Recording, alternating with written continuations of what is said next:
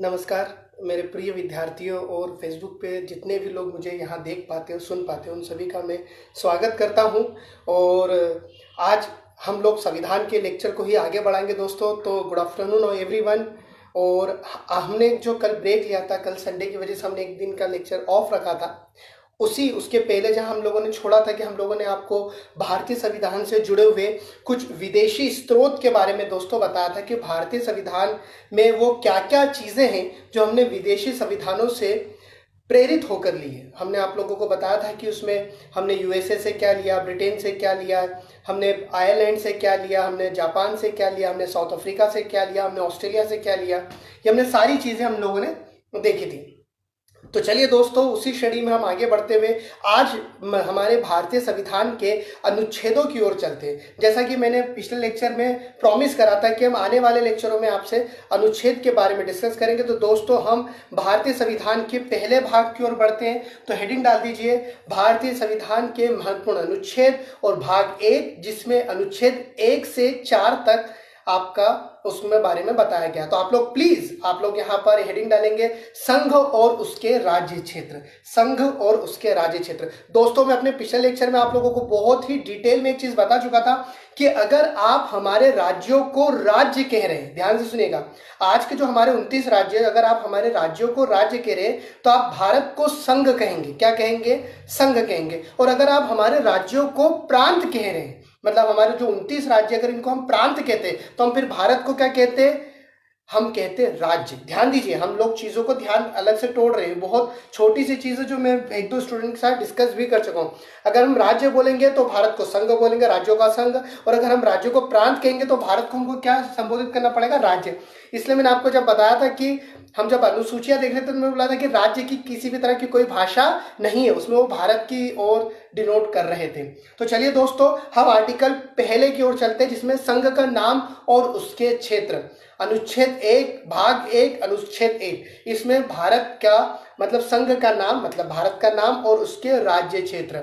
भैया याद रखना है आपको कि भारत को राज्यों का संघ कहते हैं। इसमें आप क्या लिख सकते हैं? भारत को राज्यों का संघ कहते हैं। याद रहेगा, मैं फिर से बोल रहा हूं, भारत को राज्यों का संघ कहते हैं। ये इसी आर्टिकल के अंतर्गत आएगा। राज्यों के क्षेत्र और पहली अनुसूची से जुड़े हुए विषय इसमें डाले जाएंगे। ध्यान दीजिएगा दोस्तों, आर्टिकल 1 में क्या आ रहा है? संघ और उसके नाम क्षेत्र। तो आप इसमें डैश करके क्या लिखेंगे? भारत राज्यों का एक संघ है, आपको ये लिखना है। राज्यों के क्षेत्र इसमें इंक्लूड होंगे और पहली अनुसूची में दिए गए विषय। बहुत ध्यान से आप लोगों को चीजें मेंशन करनी है। तो प्लीज दोस्तों, ये चीजें याद रखेंगे। दूसरी ओर चलते हैं, दूसरे आर्टिकल की ओर चलते हैं। मैं आपको आर्टिकल में क्या है ये भी डिस्क्राइब करके बता रहा हूँ। Good afternoon everyone, hello everyone, जितने भी लोग मुझे यहाँ वेव कर रहे हैं सभी का स्वागत है हमारे लाइव लेक्चर में। ठीक है, और मैं आशा करता हूँ आपको हमारे लेक्चर से बहुत ज्यादा मदद मिल रही होगी।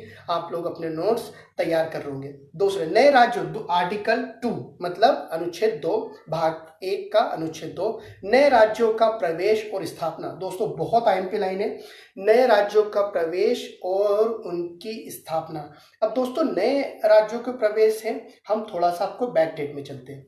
हम ले जाते हैं 1974। हम क्या लेके जा रहे हैं आपको? 1974 में। 1974 में 35वें संशोधन के द्वारा, ध्यान दीजिएगा दोस्तों, 1974 में 35वें संशोधन के द्वारा हमने सिक्किम को नए राज्य के तौर पर भारत संघ का हिस्सा बनाया था। ध्यान दीजिएगा दोस्तों, हमने सिक्किम को नए राज्य के तौर, मतलब हमने जो संघ के क्षेत्र के तौर में उसको जोड़ा था। और 36वें संशोधन के द्वारा, ध्यान दीजिएगा, 36वें संशोधन के द्वारा 1979 में, मतलब 1979 में हमें उसे राज्य का दर्जा दिया। देखिए दोस्तों, कितनी अच्छी बात है। हम आर्टिकल 2 देख रहे हैं, इसमें हम देख रहे हैं आर्टिकल 2 में कि नए राज्यों का प्रवेश और स्थापना। तो हमने एक एग्जाम्पल सेटअप करा। हमने 35वां संशोधन देखा 1974 में कि सिक्किम को भारतीय संघ का हिस्सा बनाया गया, मतलब भारतीय संघ क्षेत्र का हिस्सा बनाया गया। और 36वें संशोधन के द्वारा 1979 में सिक्किम को राज्य का दर्जा मिला। तो दोस्तों देखिए, नए राज्य का प्रवेश और उनकी स्थापना, मैंने दोनों एग्जाम्पल आपको सिक्किम से जोड़कर बताए हैं। तो प्लीज आप ये नोट डाउन करेंगे। ठीक है, ये मेंस के हिसाब से बहुत जरूरी, डेट्स बहुत जरूरी है प्री के हिसाब से। तो हम यूपीएससी और पीएससी के दोनों पॉइंट ऑफ व्यू से पढ़ रहे हैं। तीसरे ओर चलते हैं दोस्तों, राज्यों की सीमाओं में परिवर्तन और उनके नाम में परिवर्तन। देखिए दोस्तों, हम लोग तीसरा आर्टिकल लिख रहे हैं कि राज्यों की सीमाओं में परिवर्तन, उनके नामों में परिवर्तन। दोस्तों यहाँ एग्जाम्पल आप देख सकते हैं, हमारे मध्य प्रदेश का विभाजन हुआ तो हमारे मध्य प्रदेश की सीमाओं में परिवर्तन हुआ। उड़ीसा राज्य का नाम चेंज करके ओडिशा करा गया, ये आपको याद रखना है। तो दोस्तों जैसे फिर हमने उत्तर प्रदेश की सीमाओं में परिवर्तन करा था, तो दो राज्यों का एक राज्य बनना, एक राज्यों का दो राज्यों में चले जाना, उनकी सीमाओं में परिवर्तन, उनके नामों में परिवर्तन, ये अनुच्छेद 3 में दिया गया है। ये किस में दिया गया है? अनुच्छेद 3 में। तो प्लीज दोस्तों आप ये अनुच्छेद सारे याद रखेंगे, बहुत अच्छे से ध्यान में रखना है। चौथे अनुच्छेद की ओर चलते हैं। चौथे अनुच्छेद में दिया है कि 2 और 3 के अंतर्गत पहली और चौथी अनुसूची। देखिए आपको बहुत ध्यान से लिखना है, मैं अनुच्छेद 4 लिखवा रहा हूं कि पहले दो और 3 अनुच्छेद के अंतर्गत और अनुसूची पहली और चौथी के में संशोधन के कार्यों को कम किया जाता है। ध्यान दीजिएगा क्या लिखा है, मैं एज इट इज लाइन पढ़ के बता रहा हूं। 2 और 3 के अंतर्गत पहली और चौथी अनुसूची में संशोधन व कार्यों को कम किया जाना, मतलब अनुच्छेद 2 और 3 के और अनुसूची पहली और चौथी के में संशोधन कर जो उनके कार्य है उनको कम किया जाने के लिए हमने किस में जोड़ा? उसको आर्टिकल 4 में जोड़ा है। किस में जोड़ा है दोस्तों? हमने आर्टिकल 4 में जोड़ा है। ठीक है। अंशुल का क्वेश्चन है, सर क्या आर्टिकल 2 और 3 में कॉन्स्टिट्यूशन अमेंडमेंट हो सकता है? आर्टिकल 2 और 3 में कॉन्स्टिट्यूशन अमेंडमेंट हो सकता है भाई। हम राज्यों के सीमाओं के परिवर्तन, 2 में हमने बताया नए प्रवेश और स्थापना, और 3 में हमने बताया उनकी सीमाओं में परिवर्तन। तो अमेंडमेंट करके ही हम उनमें सीमाओं में परिवर्तन करते हैं। तो यस, ठीक है। हम आगे चलते हैं दोस्तों, हम भाग 2 की ओर पढ़ रहे हैं। बहुत आईएमपी भाग है। भाग 2 दोस्तों, भाग 2 है नागरिकता। भाग 2 क्या है? नागरिकता। कई तरह के क्वेश्चन आपके दिमाग में आते हैं, कई तरह से पूछा जाता है कि जम्मू एंड कश्मीर। अब मैं जम्मू एंड कश्मीर को यहाँ लूंगा ही नहीं क्योंकि आर्टिकल 370 खत्म हो चुका है, तो वो रात गई बात गई वाला हो गया। पहले इस पर बहुत सारे क्वेश्चन बनते थे कि पाकिस्तान का कोई नागरिक अगर जम्मू कश्मीर की लड़के से विवाह कर ले तो फिर क्या स्थिति बनती थी, भारत का कोई अन्य राज्य का नागरिक अगर जम्मू कश्मीर के लड़के से विवाह बने तो क्या स्थिति बनती थी। अब वो स्थिति कहीं नहीं बनेगी क्योंकि जम्मू कश्मीर अब पूर्ण रूप से भारत का अंग बन चुका है। तो नागरिकता के प्रावधान में आज हम इस लेक्चर में, इससे पहले मैं सारे लेक्चर में जम्मू एंड कश्मीर के एग्जाम्पल सेटअप करता था, अब नहीं, अब इसलिए नहीं करूंगा क्योंकि 35 से समाप्त हो चुका है और 370 वहां पे हटा दी गई। तो आप लोगों को ये चीज याद रखनी है। आर्टिकल 5 से 11 में दोस्तों, आर्टिकल 5 से 11 में भारत के नागरिकता से जुड़े हुए प्रावधानों का वर्णन है। तो दोस्तों चलिए हम भारत से जुड़े हुए नागरिकता के प्रावधानों को एक बार रिवाइव कर ले। जिनको आता है वो यहाँ कुछ नया जरूर लेके जाएंगे। दोस्तों अध्याय 2 आप डालेंगे या भाग 2 डाल सकते हैं। भाग 2 5 से 11 आर्टिकल से जुड़ा हुआ है। इसमें सभी 5 से लेके 11 तक के जितने भी अनुच्छेद है दोस्तों, उसमें हम लोगों ने नागरिकता के प्रावधानों को बताया है। तो चलिए आर्टिकल 5 लिखते हैं दोस्तों। बहुत सिंपल सी बात है, मैं पहले आर्टिकल पढ़ के बताऊंगा, उसके अंदर की जो चीजें वो आप लोगों से डिस्कस हम करेंगे। आपके पास खुद के पास एक कॉन्स्टिट्यूशनल चार्ट होगा, इसलिए हम वो चीज ट्राई करेंगे जो आप लोगों को कॉन्स्टिट्यूशन के चार्ट में नहीं मिलेगी, जो सिर्फ यहाँ मिलेगा, हम उस पर ही फोकस करेंगे। आर्टिकल 5 क्या कहता है कि संविधान के प्रारंभ में नागरिकता। इतना लिखा है दोस्तों कि संविधान का प्रारंभ जब हो जाएगा, मतलब हमारे वहां जब संविधान का प्रारंभ हुआ तो दोस्तों मैंने आपको बताया था 26 नवंबर 1949 को नागरिकता संबंधित अधिकार लागू किए गए थे। तो जब से संविधान लागू किया गया है तब से आप भारत के नागरिक हो गए। ठीक है, मगर अब इसके अंदर आपको क्या लिखना है? 3 चीजें आपको मेंशन करना है, ABC करके। पहला आप लिखेंगे व्यक्ति भारत में जन्मा हो, मतलब जो जन्म से भारत में हो वो भारत का नागरिक हो गया। मतलब अगर व्यक्ति भारत में जन्मा हो तो ऑलरेडी भारत का नागरिक क्या हो जाएगा? ऑलरेडी बन जाएगा। ध्यान से सुनिएगा, भारत में जन्म लिया हुआ व्यक्ति भारत का नागरिक हो जाएगा। सेकंड है माता पिता में से कोई एक या दादा दादी में से कोई एक भारत में जन्मा हो। अब इसको सिर्फ माता पिता तक सीमित कर दिया गया है, तो आपको याद रखना है कि माता पिता में से कोई एक भारत में जन्मा हो तब भी आप भारत के नागरिक माने जाओगे या हो। ठीक है। तीसरा, भारत के संविधान लागू होने के ठीक पहले आप भारत में प्रवेश कर चुके हो या भारत में 5 साल से रह रहे हो। क्या लिखा है? भारत में संविधान लागू होने से ठीक 5 वर्ष पूर्व आप लोग आ चुके थे, आपका जन्म यहाँ नहीं हुआ, आपके मम्मी पापा का जन्म नहीं हुआ, आपके दादा दादी का जन्म यहाँ नहीं हुआ, मगर जिस दिन संविधान लागू हुआ उसके ठीक उस डेट से ठीक 5 साल पहले से आप भारत में रह रहे थे। तो संविधान लागू होने के बाद आप भारत के नागरिक हो जाओगे। ये तीनों बातें दोस्तों आपको मेंशन करना है। बहुत अच्छे से ध्यान से। पहले हमने लिखी कि आप जन्म लिया आपने भारत में तो आप भारत के नागरिक हो गए। बहुत ही आराम से आप लोगों को आर्टिकल समझा रहा हूँ। दूसरा ये कि माता पिता में से कोई एक भारतीय हो तो आप ऑलरेडी क्या हो गए, भारतीय। तीसरा ये कि संविधान लागू होने के पूर्व अगर 5 साल पहले से आप भारत में रह रहे हैं तो भले आपके मम्मी पापा भारतीय नहीं हो, भले आपके दादा दादी भारतीय नहीं हो, मगर आप क्या हो गए, फिर भारत के नागरिक घोषित हो गए। बहुत आईएमपी लेक्चर चल रहा है दोस्तों, तो ध्यान से इन चीज़ों को मेंशन करेंगे और नोट डाउन करेंगे। अनुच्छेद 6 पे चलते हैं दोस्तों। अनुच्छेद 6 पहले तो मैं आपको एज इट इज पढ़ के सुनाता हूं कि क्या दिया गया है दोस्तों। इसमें लिखा है कि कुछ ऐसे व्यक्तियों को नागरिकता के अधिकार जो पाकिस्तान से भारत आए। देखिए दोस्तों क्या दिया है कि कुछ ऐसे व्यक्तियों को नागरिकता का अधिकार जो पाकिस्तान से भारत आए, मतलब उस समय माइग्रेशन बहुत चल रहा था, तो जो पाकिस्तान से भारत आ गए, ध्यान दीजिएगा, जो पाकिस्तान से मूव होकर भारत आ गए उन्हें हम भारत का नागरिक कहेंगे। मगर किस डेट तक दोस्तों, याद रखिएगा 19 जुलाई 1948। ध्यान देंगे दोस्तों, वो आप लोगों से पूछते हैं कि किस डेट के पहले आना है आपको। 19 जुलाई 1948, मतलब 19 जुलाई 1948 के पहले जो भारत में आ गए पाकिस्तान से वो क्या हो गए, भारत के नागरिक। 19 जुलाई 1948 डेट को बहुत अच्छे से ध्यान में नोट कर लेंगे। सातवां देखिए, हम सातवां कि पाकिस्तान के कुछ प्रवासियों को, जैसा भी प्रवासी शब्द बहुत चल रहा है, जो माइग्रेट हो रहे हैं एक राज्य से दूसरे, प्रवासी मतलब माइग्रेशन वाले जो माइग्रेट करते हैं वो, ठीक है। तो पाकिस्तान के कुछ प्रवासियों की नागरिकता के अधिकार जो पाकिस्तान चले गए। ध्यान दीजिए क्या लिखा है, मैं पहले आर्टिकल पूरा पढ़ के बता रहा हूं कि पाकिस्तान के कुछ प्रवासियों की नागरिकता के अधिकार, पाकिस्तान के कुछ प्रवासियों के नागरिकता के अधिकार जो पाकिस्तान चले गए।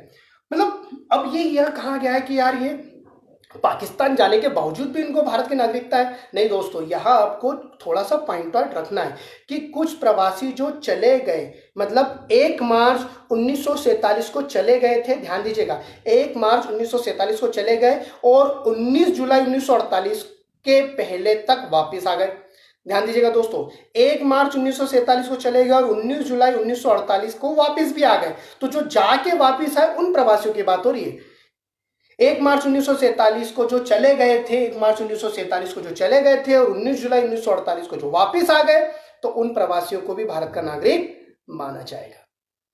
ध्यान दीजिएगा, थोड़ा सा डिटेल में जा रहे हैं। आई होप आप लोगों को समझ में आ रहा है कि पाकिस्तान के कुछ प्रवासियों को नागरिकता के अधिकार की जो हम देने की बात करें, मतलब जो 1 मार्च 1947 को चले गए थे, विभाजन के दौरान जो यहाँ अफरा तफरी मची थी, और 19 जुलाई जो हमने घोषणा करी कि 19 जुलाई 1948 को वापस आ गए, तो हमने उनको क्या दे दिया है, भारत की नागरिकता दे दी है। ये ध्यान रखेंगे आर्टिकल 7 में। आर्टिकल 8 में चलते हैं दोस्तों कि भारतीय मूल के कुछ व्यक्तियों की नागरिकता के अधिकार जो भारत के बाहर रहते हैं।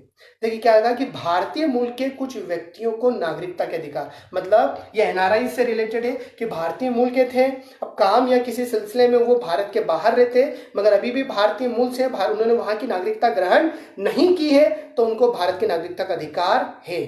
क्या लिखा है, भारतीय मूल के कुछ व्यक्तियों के नागरिकता के अधिकार, भारतीय मूल के हैं और कहीं बाहर रह रहे हैं तो उन्हें भारत की नागरिकता का अधिकार है अगर उन्हें वहां नागरिकता नहीं ली है। अगला आर्टिकल है दोस्तों, 9th आर्टिकल है, काफी आईएमपी है। यह है कि स्वेच्छा से विदेशी नागरिकता ग्रहण करने पे, स्वेच्छा से आप खुद होकर ले रहे, आपको वहां की सिटीजनशिप एज ए अवार्ड नहीं की गई है। कई बार ऐसा अवार्ड भी मिलता है कि हम आपको हमारे वहां का नागरिक स्वीकार करते हैं या हम आपको सम्मान के तौर पे देते हैं। सम्मान दोस्तों इसमें नहीं जोड़ा जाएगा, आप ध्यान रखेंगे। यहां हमने बात करी कि स्वेच्छा से, बिल्कुल आपकी स्वेच्छा से अगर आप किसी अन्य देश की नागरिकता को स्वीकार कर लेते हैं तो भारत की नागरिकता आपकी तुरंत खारिज हो जाएगी, मतलब आप भारत के नागरिक नहीं होंगे। ये आपको ध्यान रखना है, आप भारत के नागरिक नहीं होंगे। 10वां, नागरिकता के अधिकारों का बना रहना। दोस्तों नागरिकता के अधिकारों को बना रहना मतलब जो अगर आप कोई ऐसा कार्य कर रहे हैं कि जिससे देश और किसी अन्य जो देश की रक्षा सुरक्षा उस पर कोई उल्लंघन नहीं हो रहा है, तो आपकी नागरिकता के जो अधिकार है वो बने रहेंगे। जो संसद के द्वारा बनाए गए वो अधिकार एज इट इज रहेंगे। आपकी नागरिकता के अधिकार आपसे कोई भी छीन नहीं सकता। मगर अगर कोई भगोड़िया हो जाता है, जैसे हमने देखा कि किंगफिशर के जो मालिक हैं, ठीक है, विजय माल्या जी, नीरव मोदी, तो ये जो हो गए, ये लोग जो पैसा यहाँ से लेके भाग गए तो संसद ने इनकी नागरिकता क्या कर दी है, समाप्त कर दी है। तो आपको याद रखना है कि नागरिकता के अधिकार को बना रहना, ये जो नागरिक अधिकार बने रहते हैं ये संसद द्वारा ही तय किए जाते हैं। 11वें पे आते हैं दोस्तों, संसद के द्वारा नागरिकता के अधिकारों का विधि द्वारा विनियम किया जाना। देखिए वो बार बार इसे रोटेट भी कर सकती है, उसकी टर्म्स एंड कंडीशंस को भी चेंज कर सकती है। तो क्या है 11वें में कि संसद द्वारा नागरिकता के अधिकारों का विधि द्वारा विनियम किया जाना। विधि द्वारा विनियम मतलब कानून के दायरे में रहते हुए संसद नागरिकता के अधिकारों में थोड़ा सा बदलाव कर सकती है या उसमें बदलाव करने की चेष्टा किया जा सकता है, उसमें बदलाव कर सकती है, संसद के द्वारा ही किया जाएगा। तो आपको ये चीज़ें ध्यान में रखनी है, बहुत अच्छे से रखनी है कि 11वां आर्टिकल क्या कह रहा है, 10वां आर्टिकल क्या कह रहा है, ये सारी चीज़ें आपको बहुत अच्छे से मेंशन रखना है। तो प्लीज़ दोस्तों ये सारी चीज़ें बहुत अच्छे से याद रखिएगा, इससे आपके कॉन्स्टिट्यूशन में और इम्प्रूवमेंट हो जाएगा कि आप एक एक आर्टिकल को बहुत अच्छे से समझें। तो दोस्तों हमने पहले भाग की बात करी जिसमें 1 से 4 था, जिसमें भारत संघ और उसके राज्य क्षेत्र के बारे में बताया था। फिर हमने 5 से 11 देखा दोस्तों, इसमें भारत की नागरिकताओं के प्रावधान का था। अब भाग 3 पे चलते हैं दोस्तों, आईएमपी है, डाल दीजिए भाग 3 मौलिक अधिकार या मूल अधिकार। दोस्तों डाल दीजिए मौलिक अधिकार या मूल अधिकार, बहुत आईएमपी है, मौलिक अधिकार या मूल अधिकार। ये जो भाग है भाग 3, ये 12 से लेके 35 तक है दोस्तों। कहाँ से कहाँ तक है? 12 से लेके 35 तक। तो आपको बहुत अच्छे से ध्यान में रखना है दोस्तों। अब 12 से 35 में ये जो अधिकारों की बात करी, जो मौलिक अधिकारों की बात करिए, हमने कहा भी था कि हमने मौलिक अधिकार जो लिए हैं या मूल अधिकार जो लिए हैं वो हमने अमेरिका के कॉन्स्टिट्यूशन से प्रेरित होकर लिए, वहाँ के बिल ऑफ राइट से हमने इसे यहाँ पर कॉपी करा था। जब दोस्तों इसको लिया गया था तो ये 7 थे, कितने थे? 7, एक निरस्त कर दिया गया तो अभी कितने बचे हैं? 6। अभी कितने बचे हैं? 6। ध्यान दीजिएगा, अभी कितने बचे हैं? 6। ध्यान रखेंगे आप, अभी 7 नहीं लिखना है, अभी कितना लिखना है? 6। तो पहला आप पहले एक एक अधिकारों को लिख लेते हैं, फिर उसको डिटेल में समझेंगे। पहला है समानता का अधिकार, मतलब राइट टू इक्वालिटी। ये आर्टिकल 14 से लेकर 18 तक है दोस्तों। 12 में परिभाषा और 13 में मैं बताऊंगा कि क्या दिया गया, कि उसके असंगत और अल्पीकरण के बारे में है, तो आपको याद रखना है। तो आप पहले लिखेंगे समानता का अधिकार, ये 14 से 18 में हम पूरे 6 अधिकार लिख रहे हैं। समानता, right to equality 14 to 18, article 14 to 18 है। स्वतंत्रता का अधिकार, राइट टू इंडिपेंडेंस है, ये है 19 से 22। 19 से लेके 22 तक, 19 से कहाँ तक है? 22 तक, 19 से लेके 20, स्वतंत्रता का अधिकार। तीसरा शोषण के विरुद्ध अधिकार, ठीक है, शोषण के विरुद्ध मतलब राइट अगेंस्ट एक्सप्लॉइटेशन, वो जो कहा गया था कि शोषण किया जाता है, एक्सप्लॉइटेशन किया जाता है, तो वो है 23 और 24 में। जो तीसरा अधिकार दिया है शोषण के विरुद्ध, राइट अगेंस्ट एक्सप्लॉइटेशन है, तो वो 23 और 24 में दिया है। जो चौथा अधिकार है वो है धार्मिक स्वतंत्रता का अधिकार, ठीक है, वो independence in the field of religious activities. तो आपको याद रखना है कि वो जो चौथा जो है वो धार्मिक स्वतंत्रता का अधिकार है, वो 25 से लेकर 28 तक है। वो 25 से लेकर कहाँ है? 28 तक। अगला चलते संस्कृति एवं शिक्षा का अधिकार, ठीक है, एजुकेशन एंड कल्चर जो हमको फ्रीडम दी गई है वो है 29 और 30 में। ये 29 और 30 का आपको याद रखना है। संस्कृति और कला शिक्षा का अधिकार, ये आपको याद रखना है, ये 29 और 30 में। आखिरी दोस्तों जो छठा बचा है संवैधानिक उपचारों का अधिकार, इसको कहते हैं कॉन्स्टिट्यूशनल रेमेडीज, कि आपको जो ऊपर अधिकार दिए अगर उनमें से किसी एक का भी हनन होता है तो ये वाला लगेगा। तो ये आपको याद रखना, संवैधानिक उपचारों का अधिकार, ये आर्टिकल 32 से 35 में डिस्क्राइब किया गया है, 32 से 35 में। तो दोस्तों सबसे पहले आपको याद रखना है कि हम 12 से 35 में हम भाग 3 के अंतर्गत हैं, और भाग 3 में मौलिक अधिकारों का वर्णन है, और हमने उन मौलिक अधिकारों को 6 भागों में बांटा है। आर्टिकल 12 में दोस्तों मौलिक अधिकारों की परिभाषा दी गई है कि मौलिक अधिकार हमारी ही ताकत के लिए, हमारे अधिकारों की रक्षा के लिए है। हमारे संविधान में ये हमारे इच्छाओं से जो जुड़ी अधिकार है वो इसमें दिए गए हैं। दोस्तों 13 में है कि मूल अधिकारों से असंगत या उनका अल्पीकरण करना, मतलब ये दिया गया है कि अगर इनका कोई असंगति होती है या इनका दुरुपयोग होता है तो उससे जुड़े हुए फिर कोर्ट में इसके जो अगेंस्ट है वो डिसीजन लिया जा सकता है। तो आपको याद रखना है ये 13 में दिया है। अब हम चलते हैं दोस्तों समता का अधिकार। पहला अधिकार समता का अधिकार जो 14 से 18 तक के बीच में दिया। कितना दिया? 14 से 18 तक के बीच में। राइट टू इक्वालिटी 6 अधिकारों में पहला अधिकार जो 14 से 18 के बीच में है 14 से 18। तो पहला लिखेंगे 14 है कानून के समक्ष क्षमता, ठीक है। कानून के समक्ष समता का अधिकार, समता मतलब इक्वेलिटी है, कि कानून की नजर में कोई भी ऊपर नीचे या किसी भी जात या वर्ग का समान ही माना जाएगा। कानून के लिए कोई भी ऊपर नीचे नहीं होता, कोई भी बड़ा छोटा नहीं होता, तो कानून की नजरों में सब समान है, इसलिए समता का अधिकार आपको 14 में दिया जाता है। इसके विपरीत बात करें तो कोई भी व्यक्ति जब कोई अपने अधिकारों का उल्लंघन करने के लिए आएगा तो उसको वैसे ही ट्रीट किया जाएगा जैसा सबको करते हैं। मतलब अगर कोई अपने अधिकारों की मांग के लिए भी आता है तो वो बहुत रईस है या उच्च वर्ग का है, वो इस जात का है, ये नहीं देखा जाएगा। तो ये किस में दिया गया है?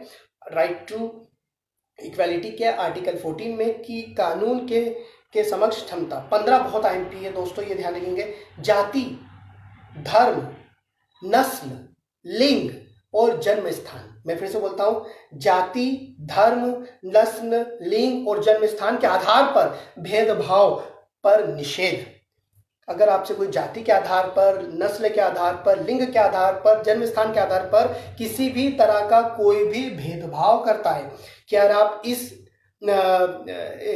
जन्म स्थान पे से हैं या उस राज्य से हैं या आप इस जात के हैं या इस धर्म के हैं, ये कहकर आपको आपके अधिकारों से वंचित रखता है, आपको आपके अधिकार देने से मना करता है, तो उसके अगेंस्ट केस फाइल किया जा सकता है। तो ये गलत है। हमारे संविधान में आपको ये कहा गया कि जाति, धर्म, नस्ल, लिंग, जन्म स्थान के आधार पर किसी भी तरह का कोई भेदभाव नहीं होगा, सबको इक्वालिटी में रखा जाएगा। तो इक्वालिटी का ये दूसरा था। 15वां। 16वें पे चलते दोस्तों, लोक सेवाओं के अवसर की समानता। मतलब जब भी लोक सेवाओं की बात होगी तो लोक सेवा में जो अवसर की समानता दी जाती है, जो जॉब अपॉर्चुनिटीज रहेगी, वो सभी के लिए समान रहेगी। वो सभी के लिए क्या रहेगी? समान रहेगी। तो ये 16 में आता है लोक सेवा के अवसर की समानता। इसमें दोस्तों लोग मुझसे पूछते हैं कि रिजर्वेशन, तो रिजर्वेशन इसलिए दिया गया था कि जिससे वो बाकी की जो कास्ट एंड ब्रीड्स है उनके इक्वल आ जाए। तो उस पर डिस्कशन बाद में कर लेंगे। आपको याद रखना है 16 में दिया है कि लोक सेवाओं में अवसर की समानता। 17 में दोस्तों अस्पृश्यता का अंत, मतलब एबोलिशन ऑफ अनटचेबिलिटी। छुआछूत बिल्कुल भी चलेगी नहीं। मतलब आप किसी को छुआछूत के आधार पर किसी को नल का पानी नहीं लेने दे रहे, कुएं से पानी नहीं निकालने दे रहे, गांव में प्रवेश नहीं करने दे रहे, किसी जगह से रोक रहे, धार्मिक स्थान पे जाने से रोक रहे, तो उसे कहा जाएगा अस्पृश्यता। तो ये किसमें दिया गया है? 17 में। 18 आता है दोस्तों उपाधियों का अंत। उपाधियां जो उस समय बहुत चलती थी, सर की उपाधि, लॉर्ड की उपाधि, नाइटहुड की उपाधि, ठीक है, केसर हिंद की उपाधि, बहुत सारी उपाधियां दोस्तों उस समय चलती थी। तो आपको याद रखना है कि उपाधियां उस समय जो अंग्रेजों के समय चलती थी, वो अगर किसी को उपाधि दी जाएगी तो वो नॉर्मल से ऊपर आ जाएगा, फिर वो नीचे वाले लोगों का शोषण कर सकता है, इसलिए वो उपाधि सिस्टम ही हटा दिया। पटेल, कोई पटेल नहीं, कोई चौधरी नहीं, किसी भी तरह की कोई उपाधि नहीं। तो अब उपाधियां पूरी तरह से समाप्त कर दी गई थी आर्टिकल 18 के तहत, क्योंकि उपाधि मिलने पर व्यक्ति सुपीरियर हो जाएगा, बाकी के इंफीरियर हो जाएंगे तो उसके शोषण हो सकता है, इसलिए ये कदम उठाया गया। तो ये 14 से लेकर 18 तक ये पूरे आर्टिकल थे समता, मतलब राइट टू इक्वालिटी। अब हम दूसरे पे चलते हैं, स्वतंत्रता का अधिकार। किस पे चल रहे हैं दोस्तों हम? स्वतंत्रता का अधिकार, मतलब राइट टू इंडिपेंडेंस। किस तरह की हमको स्वतंत्रताएं दी आप सभी जानते हैं, फिर भी हम एक बार रिवाइज कर लेते हैं। ये 19 से 22 तक के बीच में डिस्क्राइब्ड है। ये किस किस के बीच में है? 19 से 22 के बीच में डिस्क्राइब। तो सबसे पहले चलते हैं 19 में हमको अलग अलग तरह की स्वतंत्रता दी है, तो उसको आप 19 ABCDE ऐसे करके आप लिख सकते हैं। तो लिखिए सबसे पहले 19 का क या ए, वाक और अभिव्यक्ति की स्वतंत्रता। वाक मतलब दोस्तों बातचीत करने का, अभिव्यक्ति मतलब एक्सप्रेस, मतलब freedom of speech and expression, मतलब freedom of speech and expression, मतलब आपकी अभिव्यक्ति, मतलब जो आपके व्यूज है वो आप पूर्ण रूप से आप स्वतंत्र हैं, आपकी बातचीत के लिए आप पूर्ण रूप से स्वतंत्र। बहरहाल मतलब आपको इतना ध्यान रखना है कि इस स्पीच और एक्सप्रेशन में आप किसी अन्य के अधिकारों का उल्लंघन ना करें, किसी अन्य को कोई उसके अधिकारों के ऊपर चोट ना पहुंचाए। तो आपको ये चीजें ध्यान रखना है दोस्तों। इसमें ही ख आता है कि बिना युद्ध और हथियार के सम्मेलन करने की स्वतंत्रता। बिना युद्ध या हथियारों के, मतलब किसी भी तरह के कोई आपको हथियार का इस्तेमाल नहीं करना है, आप हर तरह का सम्मेलन कर सकते हैं, कोई इशू नहीं है। आप सम्मेलन करना चाहते हैं, आप सम्मेलन कर सकते हैं, मगर उसमें हथियारों का इस्तेमाल नहीं होगा। तो आपको ये ध्यान रखना दोस्तों कि बिना हथियारों के सम्मेलन आप कर सकते हैं। तीसरे की ओर चलते हैं दोस्तों। जो तीसरा है वो देख लेते हैं, संघ, संगठन, सरकारी समिति बनाने के लिए स्वतंत्रता। संघ, संगठन, सरकारी स्वतंत्र मतलब समितियां बनाने के लिए स्वतंत्रता। दैट मीन्स ये कि आप किसी भी तरह का संघ बना सकते हैं, व्हाट्सएप ग्रुप बना सकते हैं, आपने बनाया भी होगा, कई ग्रुप का हिस्सा भी होंगे।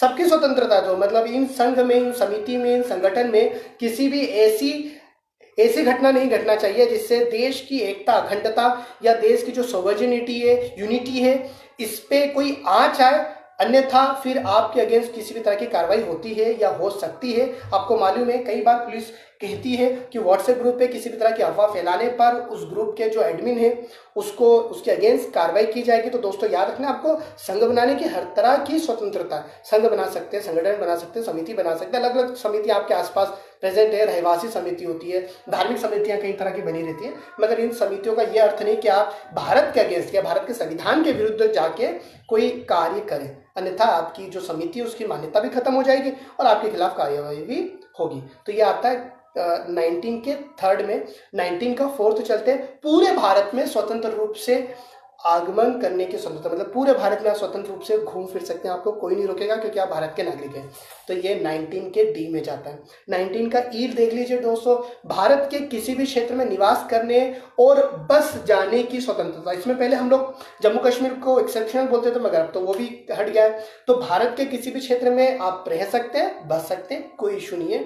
अगला है दोस्तों, ये भी 19 के ही उसमें चलेगा। ई के बाद आप एव डाल लीजिए, किसी भी पेशे या व्यवसाय की स्वतंत्रता, मतलब आप पूरे भारतीय क्षेत्र में किसी भी तरह का व्यापार कर सकते हैं जिस व्यापार की अनुमति भारत सरकार आपको देती है। मतलब जो सभी लोगों के लिए व्यापार खुला हुआ है, वो सभी जो व्यापारों की जो अनुमति मिली है, आप भारत के किसी भी क्षेत्र में, किसी भी राज्य में जाके व्यापार कर सकते हैं। कोई आपको ये नहीं कहेगा कि आप मध्य प्रदेश के निवासी हैं तो आप मध्य प्रदेश में ही व्यवसाय करें, आप महाराष्ट्र के निवासी हैं तो आप मध्य प्रदेश में आके कोई व्यवसाय कर रहे हैं, इसके कोई रिस्ट्रिक्शंस नहीं है। आप भारत में कहीं पर भी अपना व्यवसाय शुरू कर सकते हैं, कहीं पर भी अपना पेशा शुरू कर सकते हैं, आप किसी भी तरह का कोई कार्य कर सकते हैं जो आपके पेशे से जुड़ा है, वो जो अनुमति वाला है, ये आपको याद रखना है। तो दोस्तों ये 19 से 22 तक के में जो दिया गया है, तो हमने सिर्फ अभी 19 से डिस्कस करा है। 19 से 22 में स्वतंत्रता का अधिकार है। आई होप दोस्तों आप लोगों को सारी चीज़ें बहुत ही अच्छे से, बहुत ही क्लियर हो रही होगी।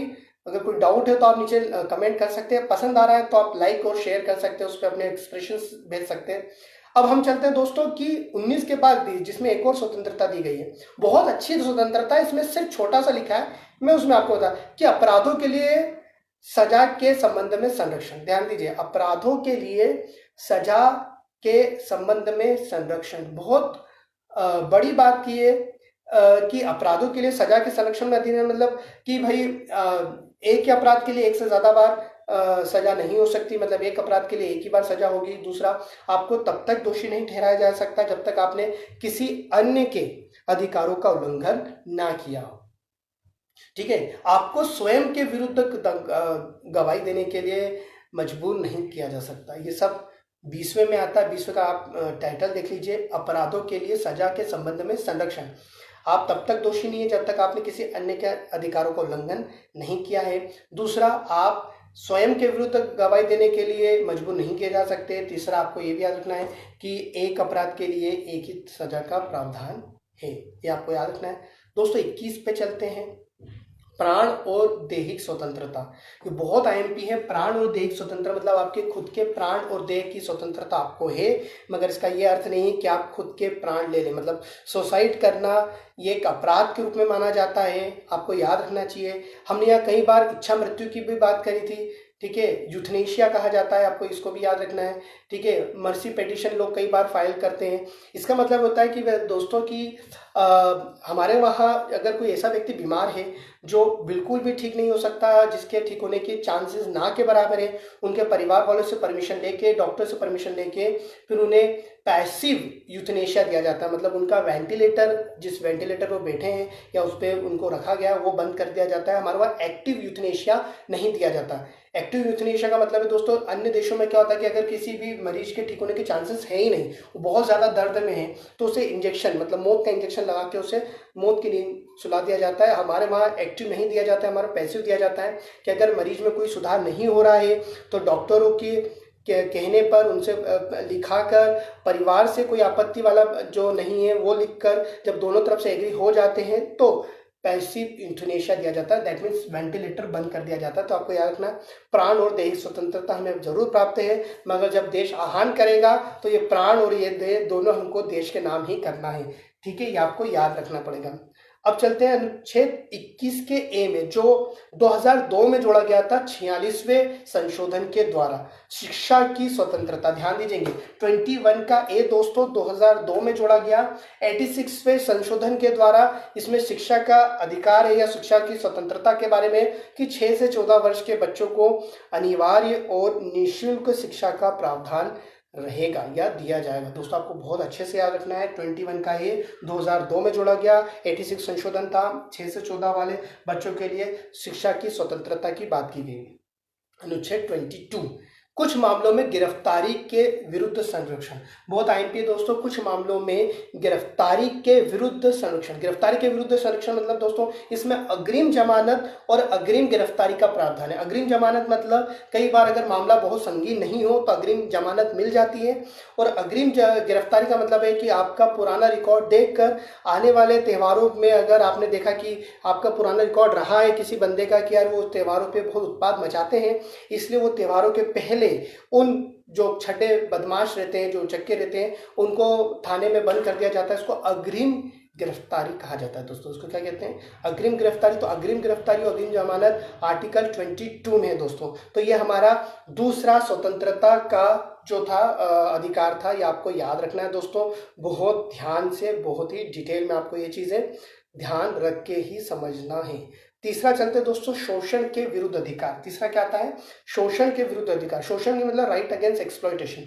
इसमें 23 और 24 दिए हैं। इसमें क्या दिए गए? 23 और 24। 23वां दिया है दोस्तों, अनुच्छेद 23वां डालेंगे कि मानव के दुर्व्यापार और बलाश्रम, मतलब एक तो आप वो जो ह्यूमन ट्रैफिकिंग करते हैं वो नहीं करेंगे। मानव को एक स्थान से उसके आज्ञा के बिना एक स्थान से दूसरे स्थान पर ले जाना, उससे मजदूरी करवाना, उससे बंधुआ मजदूरी करवाना, पहले चलता था बंधुआ मजदूरी, तो ये सब अपराध की श्रेणी में आएगा। तो ये शोषण माना जाता है। आपको आपकी इच्छा के विरुद्ध कार्य नहीं करवाया जा सकता। अगर आप अपनी इच्छा के विरुद्ध कार्य कर रहे हैं तो ये एक तरह का क्या है? शोषण। ठीक है दोस्तों, याद रखिएगा, आप इससे प्राइवेट जॉब पे ना जोड़ दीजिएगा, वो आपकी इच्छा के विरुद्ध जरूर जाता है। तो याद रखेंगे कि इच्छा के विरुद्ध किया गया कार्य क्या हो गया? एक तरह का शोषण हो गया। अब चलते हैं अनुच्छेद 24 पे, बालकों का कारखानों में काम करवाना निषेध। मतलब बालकों 14 वर्ष की आयु तक के बच्चों को किसी भी तरह के कारखानों में कार्य करना पूरी तरह से वर्जित है दोस्तों। तो ये बालकों का कारखानों में काम करवाना, ये क्या है? निषेध है, मतलब इस तरह से प्रोहिबिटेड है। आपको याद रखना है आर्टिकल 24 में कारखानों में कार्य नहीं कर सकते। आपको बहुत अच्छे से ये ध्यान में रखना है। ठीक है दोस्तों, अब आते हैं हम हमारे, हमने 3 देख लिया। चौथा है धार्मिक स्वतंत्रता का अधिकार। क्या है दोस्तों? धार्मिक स्वतंत्रता ये 25 से लेकर 28 में दी गई है। चौथी जो है धार्मिक स्वतंत्रता किसमें दी गई दोस्तों? 25 से लेकर 28। ध्यान रखिएगा दोस्तों। आज हम हमारे लेक्चर को यहीं देखते हैं, काफी लंबा हो रहा है। कल हम धार्मिक स्वतंत्रता, उसके बाद फिर हम उसमें सांस्कृतिक और शैक्षणिक स्वतंत्रता और संवैधानिक उपचार के बारे में कल हम लोग आप लोगों से डिस्कस करेंगे। आई होप आपको ये जो हमारी चीजें हमने समझाई है ये आपको अच्छी लगी होगी। मैं ज्यादा लंबा लेक्चर इसलिए ले रहा है क्योंकि आप लोगों को अभी तक जो समझाया है इसे एक बार फिर से रिप्ले करके बहुत अच्छे से समझेंगे दोस्तों। तो आज हमारा संविधान का लेक्चर यहीं समाप्त करता हूँ। आई होप आपको अच्छा लगा होगा। सभी ध्यान रखें, नियमों का पालन करें, ठीक है, सुरक्षित रहें। जय हिंद, जय भारत दोस्तों।